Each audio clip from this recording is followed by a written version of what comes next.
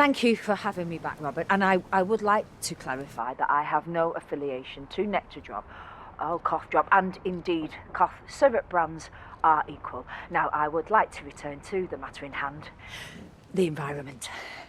Minister, we have breaking news here. A man in his 50s has died from choking on a nectar drop after they were recommended by you. What? Yes, in fact, I think we can hear from his wife. I only wanted to make it better. She said those cough drops were good. My poor Jeff. He's dead because of that Fiona Lacey.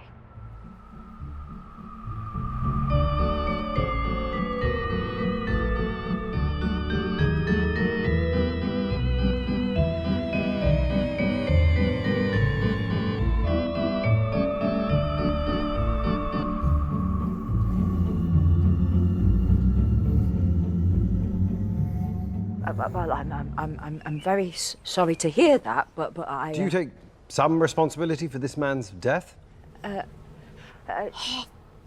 Well,